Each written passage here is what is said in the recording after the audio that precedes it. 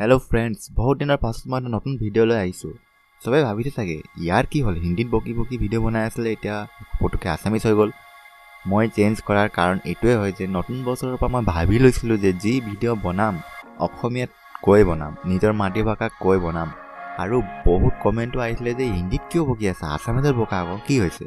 তো এটোৱে মই নিজৰ আসামিজত এতিয়া কৈ আছো এতিয়া মোক নিজকে বহুত ভালো লাগিছে কাৰণ নিজৰ মাতৃভাষাক লৈ মই বনাইছো ভিডিও So, আজি আমি এনেকুৱা এটা প্লেসৰ ওপৰত জানিম যাক কোনো ইন্ট্ৰোডাকশনৰ দৰকাৰ নাই আজি যোনটো প্লেসৰ ওপৰত আমি ডিসকাস কৰিম তাৰ নাম হ'ল মাৰ্গাৰিটা So friends মই হয় বিকাশ আৰু এই ভিডিওত আপোনালোকে দেখিব some awesome and beautiful facts about Margarita town So let's explore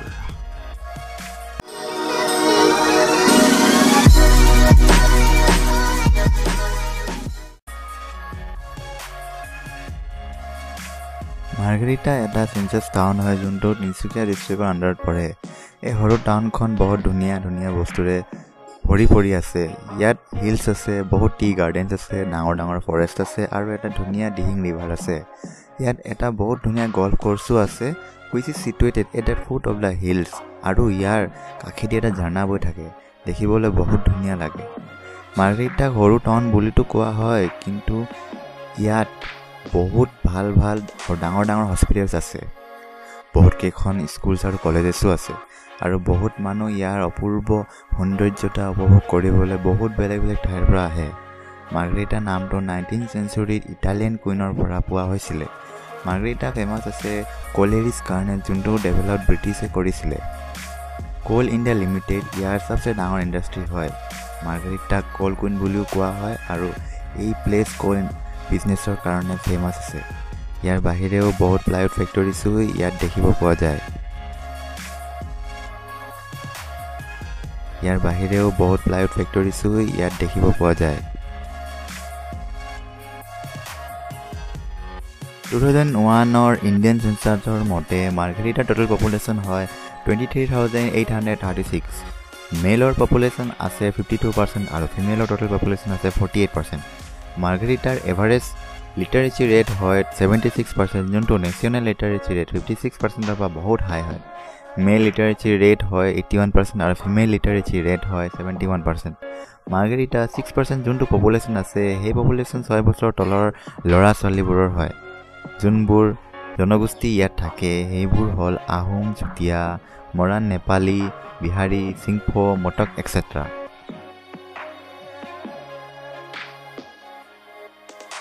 margherita নাম হোৱাৰ আগতে এই প্লেসৰ নাম আছিল মা কুম যাৰ মিনিং হৈছিল সব জাতিৰ মিশ্ৰণ মানে একেলগে থকা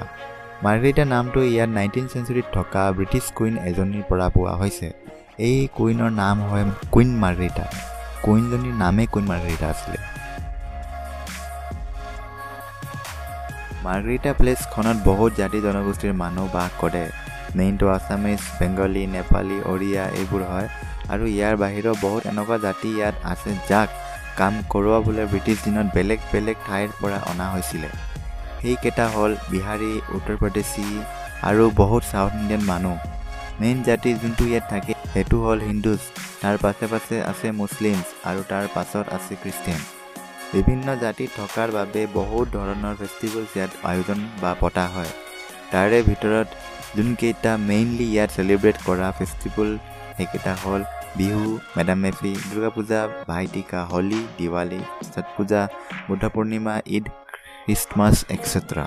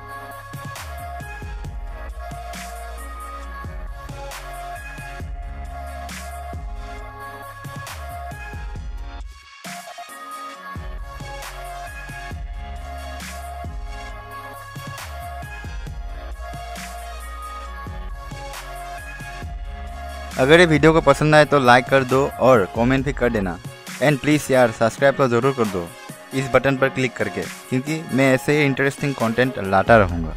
सी you in the next video. Till then.